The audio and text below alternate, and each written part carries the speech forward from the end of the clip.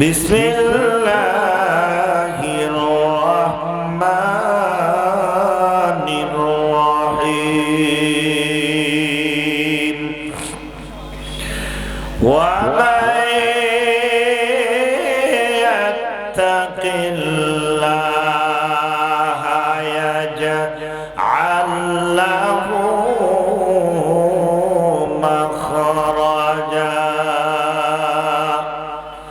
ওয়া ইয়ারযুকুহু মিন হাইসু লা ইয়াহতাসিব ইলা আখিরিল আয়া। লা ইলাহা ইল্লাল্লাহু বলরে মুমিন মুসলমান মরণ কালে বুঝিতে পারিবি রে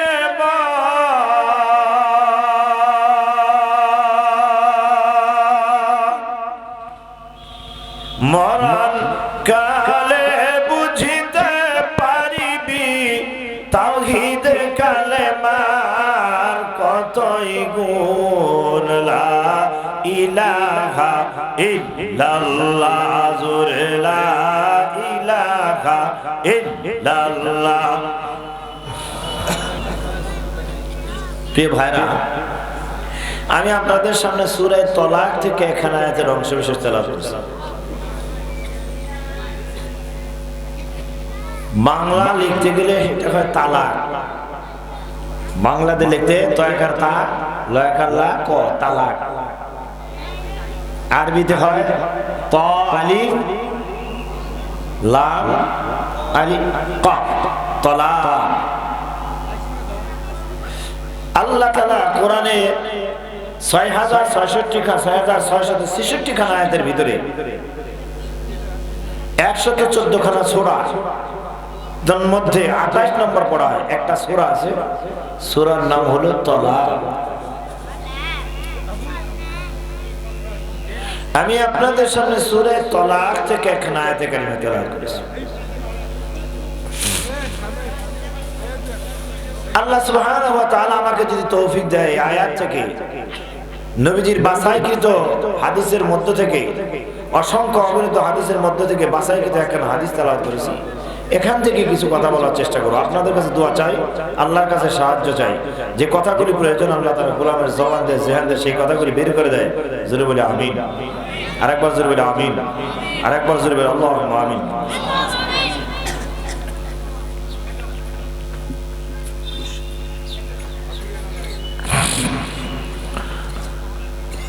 আমার আল্লাহ বলেন ওয়া মান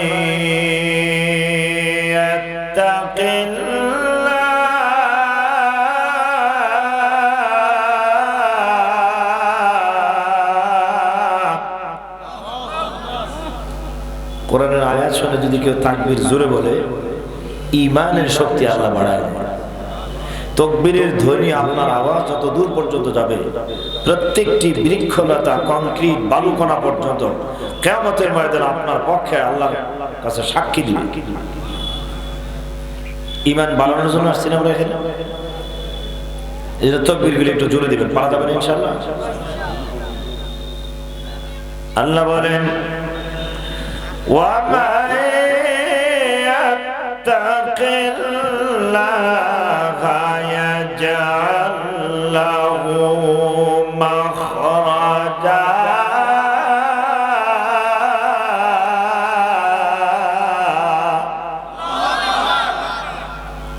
আল্লাহ বলেন ও দুনিয়ার মানুষ, যারা আল্লাহকে ভয় করে, অন্তরের ভিতরে যারা পরহেজগারি তাকওয়া অবলম্বন করে, আল্লাহ বলেন ইয়াজআল লাহু মাখরাজা। আল্লাহ বলেন তোমার যত বিপদ আছে মুসিবত আছে রে, এই বিপদ এবং মুসিবত থেকে উদ্ধার করার জন্য আমি আল্লাহ তোমার জন্য রাস্তা বের করে দিব। জোরে জোরে বলেন সুবহানাল্লাহ। ওয়া ইয়ারযুকুহু মিন হাইসু লা ইয়াহতাসিব আছে।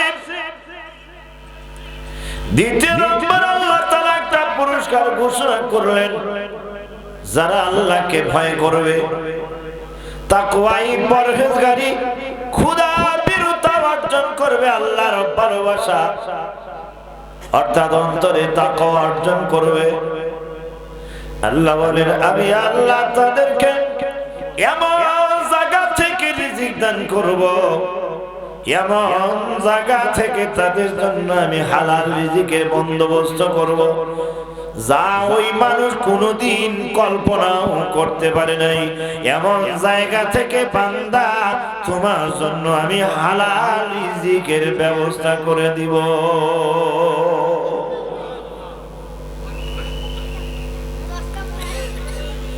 নাম্বার 1, ওয়া ইয়াত্তাকিল্লাহ, যারা আল্লাহর ভয় অন্তরে লালন করে। আল্লাহর ভয়টা এমন একটা জিনিস বাজার, যতগুলি আমল আছে, নেকির আমল আছে, এই আমার ভাইরা, তন্মধ্যে ঈমানের পরে আদব, এরপরে যে জিনিসটা গুরুত্বপূর্ণ সেইটা হলো বান্দা তোমার অন্তরে আল্লাহর ভয়, সর্বদা আল্লাহর ভয় অন্তরে থাকা লাগবে।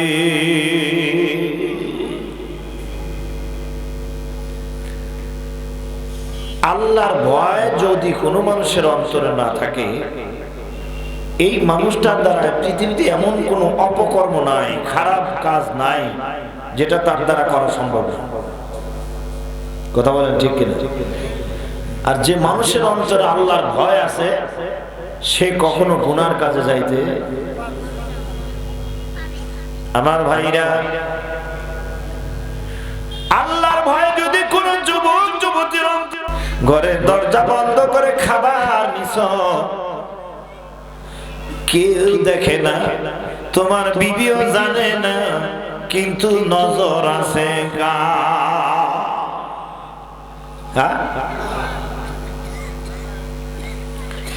এই যে নজর আছে, আল্লাহর নজর আছে, এটার নাম হলো আল্লাহর ভয়। এটার নাম কি? এইটার নামই হইল আল্লাহর ভয়। এবার ইউসুফ আলাইহিস সালাতু ওয়াস সালাম যখন এই কথা বলছে, জুলাইখা ডাকতে কয়, ইউসুফ যত ওয়াজ করো, যত নসিহত করো, আজকে তোমার ওয়াজে কাম হবে না, তাবিজ কবজে কোনো রেজাল্ট আজকে আসবে না। তাকায় দেখো প্রত্যেকটা রুমের দরজায় তালা, ভাগবার কোনো জায়গা নাই, ওয়াজ নসিহত করে লাভ নাই।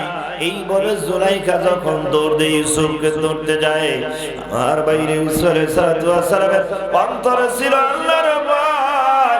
ইউসুফ আলাইহিস সালাতু ওয়াস সালাম আল্লাহর উপর ভরসা করে দিলেন। দরজার দিকে দৌড় দিয়ে যাইয়া ঘরের দরজার কাছে যখন দরজার সাথে হাত লাগাইছে, এত দামি ইয়ামানি তালা তাজ করে খুলে গিয়া দরজা যখন খুলে গেছে, দ্বিতীয় দরজার কাছে যাই, দরজা খুলে যায়, 7টা তালা টাস টাস করে খুলে যায়। এই রাস্তা বের করে দিছে কি? আল্লাহ সেই কথাই বলেন, ওয়া মান ইয়াত্তাকিল্লাহ ইয়াজআল লাহু মাখরাজা।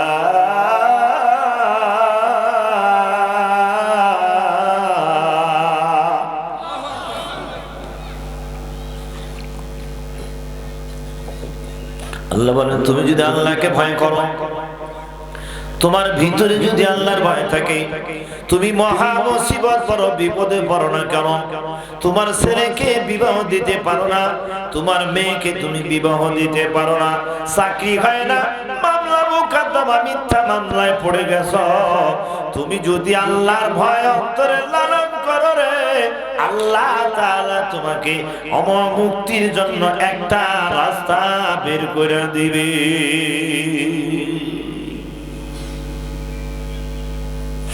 আমার ভাইরা, এই আয়াতের ব্যাখ্যা আলোচনা করতে গেলে অনেক দীর্ঘ সময় কথা বলা লাগবে। এই আয়াত যাকে লক্ষ্য করে নাযিল হয়, যেই সাহাবী শানে লক্ষ্য করে আল্লাহ আয়াত নাযিল করেন, তাদের ঘটনাকে উদ্দেশ্য করে নাযিল করেন। এই সাহাবীর নাম হলো আউফ ইবনে মালিক। আউফ ইবনে মালিকের একটা ছেলে, তার নাম হলো সালেম। সালেম ইবনে মালিক, মালিক ইবনে আউফ, আউফ ইবনে আসজাই। বন্ধুরে আমার, এই সালেম রাদিয়াল্লাহু তাআলা আনহু তিনিও সাহাবী। সালেমের পিতা মালিক, তিনিও সাহাবী। এই সালেমকে মক্কার কাফেররা অপহরণ করলো। অপহরণ করার পরে একদিন, 2 দিন, 3 দিন, 1 মাস, 2 মাস যায়, সালিম ফিরে আসে না। কিন্তু তার মা একমাত্র সালিম সন্তানকে, সালেম না পাইয়া, সালিমকে না পাইয়া কান্নায় কান্নায় চোখের পানি, বুক ভেসে যায়। একমাত্র সন্তান যার নাই, এই বুঝে মা, বুঝে সন্তানের ব্যথা। মাও কান্দে, বাবাও কান্দে, কিন্তু কি করবে, ছেলেকে পায় না। অনেক খোঁজাখুঁজি, পেপার পত্রিকা, মিডিয়া দেওয়ার পরেও পায় না। আমাদের দেশেও তো বর্তমান অনেক মানুষের সন্তানগুলি অপহরণ হয়। অপহরণ করার পরে হঠাৎ একদিন ফোন পাওয়া যায়, 5 লক্ষ টাকা অমুক জায়গায় নিয়ে আসলে তোমার ছেলেকে জীবিত পাইবা, এত ঘন্টা, এত তারিখ, এত ঘন্টার মধ্যে না আসলে মৃত পাইবা। কথা ঠিক কিনা? ঠিক সালিমকে তখন খুঁজে না পায়, বাবা এবং মা হযরতে সালিম ইবনে মালিক রাদিয়াল্লাহু তাআলা, আউফ ইবনে মালিক রাদিয়াল্লাহু তাআলা নবীর কাছে রওনা হয়ে গেল। নবীর কাছে যাইয়া বলছে, ইয়া রাসূলুল্লাহ, আমার একমাত্র সন্তান, সে তাকে কাফের অপহরণ করছে। আজকে কয়েকদিন যাবত, কয়েক মাস হয়ে গেল আমার সন্তান বাসায় আসে না। সালিমের সুখে আমার কাঁদতে কাঁদতে আমার উদ্দল কলিজায় আর সহ্য হয় না। সালিমের মাও কাঁদতে কাঁদতে একেবারে না খাইয়া শুকিয়ে গেছে। নবীকে একটু বলে দেন, কোন রাস্তা, কোন এই সালিমকে এই বিপদ থেকে উদ্ধার হওয়ার মতো কোন রাস্তা আছে কিনা, কি আপনি একটু বলে দেন। নবীজিকে যখন এই কথা বললেন, নবীজি কোনো কথা বলে না। ফাসাকাতা ইয়া রাসূলুল্লাহ সাল্লাল্লাহু আলাইহি সাল্লাম। নবীজির কাছে কোনো মানুষ যদি কোনো বিষয় জানতে চাইতেন, মাসালা জানতে চাইতেন, নবীজি নিজের দিক থেকে নিজের বানানো কোনো কথা বলতেন না। আল্লাহ কোরআনে বলেন, ইন হুয়া ইল্লা ওয়াহয়ু ইউহা।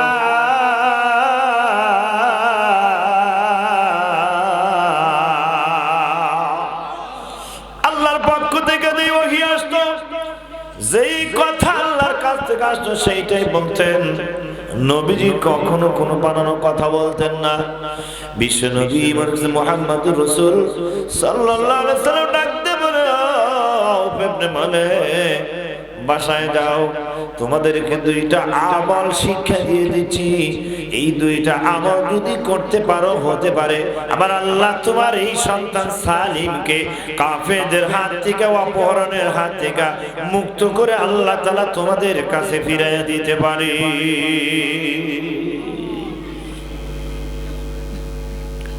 এক নাম্বার হলো তোমরা আল্লাহকে ভয় করো, আল্লাহকে ভয় করো। 2 নাম্বার যেই কথাটা বললেন, এই কথাটা আমি একটু পরে বলবো। বলার আগে আমি আপনাদের কাছে উপস্থাপনা করতে চাই, এই কথাটা আউফ ইবনে মালিককে যখন এই কথাটা বললেন, তার মধ্যে একটা কথা আপনাদের কাছে প্রশ্ন করতে চাই। বলেন তো দেখি, ঘটনাটা 114 খানা সূরা, 6666 খানা আয়াত, কিন্তু তলাকের সূরার ভিতরে কেন আনলে? অন্য কোন সূরাও তো নিতে পারতো। কথা ঠিক কিনা? কিন্তু তলাকের সূরার মধ্যে কেন আসবে?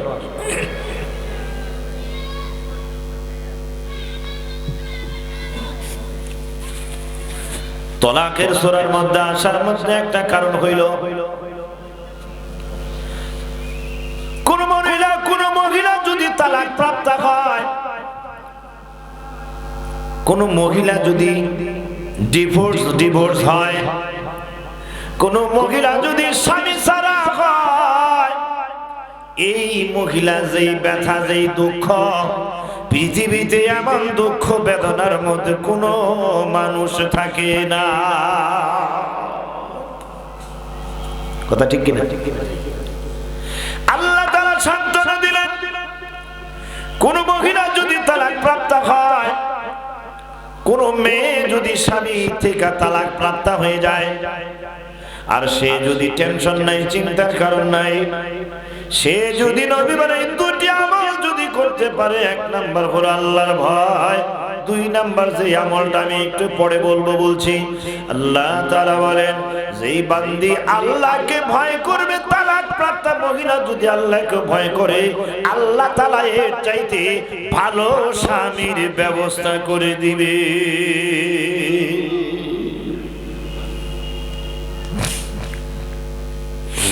আমার ভাইরা, আমার বাজানেরা, তালাক মানে হইল অভিশাপ, সমাজে মারাত্মক অভিশাপ। কথা ঠিক কিনা? তালাক মানে স্বামী স্ত্রী বিচ্ছিন্ন, তালাক মানে হইল ডিভোর্স, তালাক মানে হইল সমাজের মধ্যে খুব একটা খারাপ। কথা বলে ঠিক কিনা? একটা মেয়ে যখন তালাক প্রাপ্ত হয়, এলাকাবাসী সকল মানুষের কাছে ঘৃণার পাত্র হয়ে যায়। কথা ঠিক কিনা? কিছুদিন যাইতে না যাইতে পরিবারের ভাইদের কাছেও মহিলাটা অত্যন্ত ঘৃণার পাত্র হয়, ভাবিদের কাছে তো আরো বেশি ঘৃণার পাত্র হয়। কয় তালাক খাইয়া, তালাক প্রাপ্ত হইয়া এখন বাবার বাড়িতে এসে আমাদেরকে জ্বালানোর জন্য আসতো। কথা ঠিক কিনা? শুধু তাই নয়, তালাক প্রাপ্ত কোন মহিলা যদি বাসায় আসে, কিছু এলাকার মুনাফিক মার্কা, কিছু খারাপ প্রকৃতির চরিত্রহীন কিছু মানুষ আছে, এই মানুষগুলা তার বাবা এবং ওই মেয়েটার সমালোচনা জায়গায় বেজায়গায় করে। মেয়েটা তালাক প্রাপ্ত হয়েছে, চরিত্র ভালো না, ব্যবহার ভালো না, কয়েকবার বিবাহ দিল, ভালো ছেলে দেখে বিবাহ দিল, কিন্তু স্বামীর ঘর করতে পারলো না। কথা ঠিক কিনা? এই স্বভাবটা খুবই মারাত্মক খারাপ। কারণ যেই মেয়েটা তালাক প্রাপ্ত হয়, তার বাবার মনে কত ব্যথা, ওই মেয়েটার মনে কত ব্যথা, এটা সে জানে না। এটা যদি কাউকে কটূক্তি করা হয়, ক্রিটিসাইজ করা হয়, কাটা গায়ে লবণ দেওয়া হয়। কথা বলেন ঠিক কি? বিশ্বনবী বলেন, তালাক প্রাপ্ত কোন মেয়ের বাবাকে যদি কেউ সমালোচনা করে, তালাক প্রাপ্ত মেয়ের বাবা মাকে কেউ যদি কুচ্ছা রটায়, যদি তুচ্ছ-তাচ্ছিল্য করে, সে যেন আমি নবীকে তুচ্ছ-তাচ্ছিল্য করলো। কেননা আমি নবীর দুইটা কন্যা, একজনের নাম হলো রুকাইয়া আর একজনের নাম হলো উম্মে কুলসুম। নবীজি দুইটা কন্যা, নবীজি বিশ্ব নবী মুহাম্মদুর রাসূল সাল্লাল্লাহু আলাইহি সাল্লাম প্রকাশ্য নবী হওয়ার আগে নবীজির দুইটা কন্যা, নবীজির কলিজার দুইটা কন্যা রুকাইয়া এবং কুলসুমকে নবীজির আপন চাচাতো ভাই আবু লাহাব, নবীর আপন চাচা আবু লাহাবের দুই পুত্র নবীজির আপন চাচাতো ভাই উতবা উতাইবার কাছে নবীজির দুই কন্যাকে বিবাহ দিয়েছিলেন। সূরা লাহাবের আলোচনা আসছে। আবু লাহাবের ব্যাপারে সূরা যখন তাব্বাত ইয়াদা সূরা লাহাব যখন নাযিল হয়েছে, রাগ হইয়া তার ছেলেকে যায় বলছে, তোমরা মুহাম্মদের দুই কন্যাকে তালাক দাও, না হলে আমার কোনো জায়গা জমির ভাগ পাবে না। নাউজুবিল্লাহ। এই দুই কন্যাকে বিবাহ করেছিলেন পর্যায়ক্রমে উসমান জিন নুরাইন, যাকে আমরা বলি উসমান গনি, মুসলমানদের চতুর্থ খলিফা উসমান রাদিয়াল্লাহু তাআলা আনহু, দুইটা কন্যাকে বিবাহ করার কারণে তার নাম, তার উপাধি হয়েছে উসমান জিন্নুরাইন। এই দুই কন্যাকে উসমান রাদিয়াল্লাহু বিবাহ করেছিলেন। সুবহানাল্লাহ। এইখানে আরেকটা ওয়াজের পয়েন্ট আসলো। আবু লাহাব নবীজির আপন চাচা। কেমন চাচা? আপন চাচা। আর আবু লাহাবের দুই পুত্র উতবা উতাইবা নবীজির আপন চাচাতো ভাই। আপন চাচার দুই ছেলে উতবা উতাইবা, এই দুই চাচাতো ভাইয়ের কাছে নবীজি দুইটা কন্যা বিবাহ দিলেন। এটা ইসলাম পূর্বযুগ যেমন জায়েজ ছিল, এখনো জায়েজ আছে। মাসালা কি বুঝতেছেন? এখন যদি কেউ আপন চাচাতো ভাইয়ের এইভাবে যদি কেউ বিয়ে করে, আপন চাচাতো ভাইয়ের কাছে, আপন চাচাতো ভাইয়ের কাছে যদি কেউ মেয়েকে বিয়ে দেয়, কোন মৌলবি যদি করে, নামাজ পড়বে পিছনে? বলবে এই মৌলবি এই কাজ করছে, এর পিছনে নামাজ পড়া যাবে। কথা বলে ঠিক কিনা? এটা